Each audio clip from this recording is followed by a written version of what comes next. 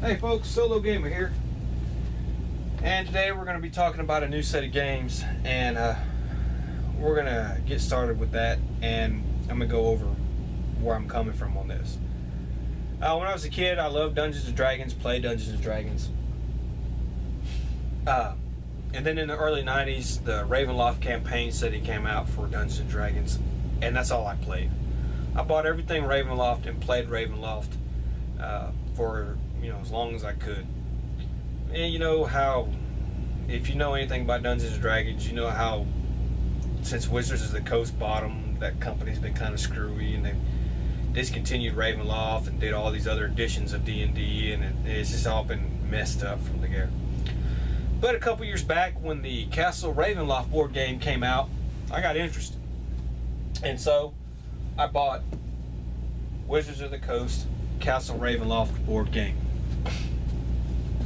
You get a lot when you buy this game. You get a lot. You get dungeon tiles, cards, heroes, and some cool kick-ass monster miniature figures. You get a lot. It's made by Wizards of the Coast. Now, to be honest with you, on Wizards of the Coast, on their website, for Castle Ravenloft, they have some free stuff on there, some free downloadable adventures, and they also have that for the Wrath of Ashardalon. Last time I checked, they didn't have any for the Legend of Dritz, but they do have some free stuff on there for the time being. So, kudos to Wizards of the Coast, who's not really ever always been well liked by the fans, I should put it. Okay, so Castle Ravenloft is a Dungeons and Dragons fantasy type board game, but with a horror aspect. And if you like the Ravenloft campaign setting, you'll like this game. Although this game is a little different. So, anyways, this game came out. I liked it. About a year later, though, they came out with the follow-up to this great game called Wrath of Ashardalon. And it basically uses the same system as Castle Ravenloft, but it's more of a typical Dungeons and Dragons fantasy type setting. Dragons, new heroes, new monsters, new tiles, new scenarios, and everything. And like I said, on Wizards of the Coast website for Wrath of Ashardalon, they do have free stuff, believe it or not, for you, free scenarios and stuff like that. It's good. I personally didn't like it as much as I liked Castle Ravenloft, but I was biased towards it. But it has some things better than Castle Ravenloft, and we'll get into that in a second. So about a year later, they followed up with their third one, The Legend of Dritz. Based on the whole Dritz character that's super popular from the Forgotten Realms, the Underdark, and all that stuff. Now, I never read any of his books. I was never really into him. Like I said, I was more into Ravenloft. But, hey, those two games were good. I bought this one, and this is a good game. And it has its merits in its own right. New characters, new cards, new tiles, a few new mechanics. But basically, the base game mechanic system stays the same as the others. So it's a good game. With those three games, you can mix and match, and as a matter of fact, when we do our playthrough, that's what we're going to do. We're going to be playing a scenario from Castle Ravenloft, but what we've done is we've mixed all the cards from all three games, the encounter cards, the monster cards, the treasure cards, and I've randomly picked two characters from the three games, and they're all compatible with each other. The only thing we're going to be using is the Ravenloft scenario and the Ravenloft tiles, but you can use the rest, the cards, the traps, the characters, and the monsters from all the other games. And that is the good thing about this Dungeons and Dragons board game system here, is you can use components from all of them. You just don't have to play one. So I want to give a special acknowledgement that they did a good thing with that, and it works out really good. Now, I don't know what the deal is with these games.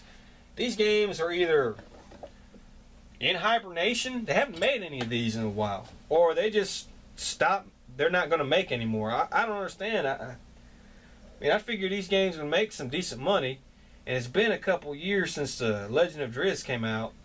So, and they've gone on to make other type board games like Lords of the Waterdeep or something. So I don't know what the deal is with that. If they stopped, it kind of would be a shame. I mean, these are good games, especially if you like Dungeons and Dragons. If you like Dungeons and Dragons, you're gonna like these games right here. So if they've quit making them, it's a shame. You see how big these boxes are. You get a lot of stuff for these things. So, and it's for 1 to 5 players. You can play solo. You can play with 4 other players. So it's a cooperative game. There are a few tweaks in the rules that some people don't like. I've tweaked maybe a few things in there, but if they end it with just these 3, I would be okay with that because they came out with a good trilogy. But if they added more, I tell you what, if they came out with another one like this, I'd go buy it. I mean, they've done good. Each has its merits. Like Castle Ravenloft here has the better scenarios, but it's the hardest of the 3. It's very unforgiving. Whereas Wrath of Ashardalon is a little easier, but its scenarios aren't as good. But it does have like this better dungeon room where you make the rooms bigger and stuff like that. And when we play a scenario from here, you'll see what I'm talking about. And then Legend of Drizzt, and if I'm not pronouncing his name right, forgive me. It has better heroes. The heroes that came with this set are pretty good, and it comes with a new, I guess, a cavern type tiles and mechanic for that. So each one has its pluses and minuses over the other ones. It just probably, which one you like best is probably going to depend on your personal preference. And like I said, my personal preference is Ravenloft because I played Ravenloft in D&D. I like the horror aspect of it. But that's not to say I don't like the other ones. I love the other ones. They're all 3 pretty good. I just have a personal preference towards Ravenloft. If you are interested in getting these games, of course I would tell you buy all 3 of them. But if you are on a limited budget, I would say get Castle Ravenloft first, and then go from there. It is a little unforgiving, but you know that's my personal favorite. But if you're more into the fantasy, dragons, stuff like that, then go get Wrath of Ashardalon. But if you're a big Drizzt guy, or Drizzt guy, or whatever his name is, and you like those Underdark, then get that. If you can only get one. But if you could, try to get all 3. So what we're going to do is we're going to set the game up and get started. And I'm going to show you how we play through. And we'll go over what we have to do. See you then. Okay, so we basically got everything set.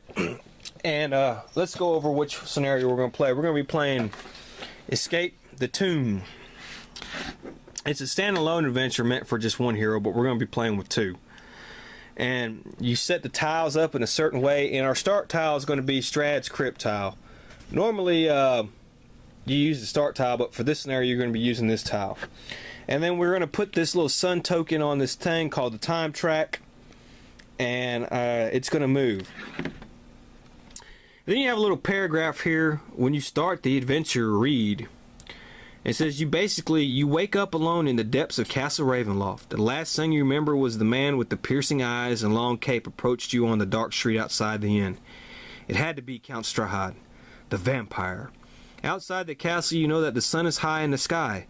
Now you have to find your way out of here before the sun sets and Strahd returns to finish whatever foul plot he began last night. Then of course there'll be a little thing here that you read for when the sun sets.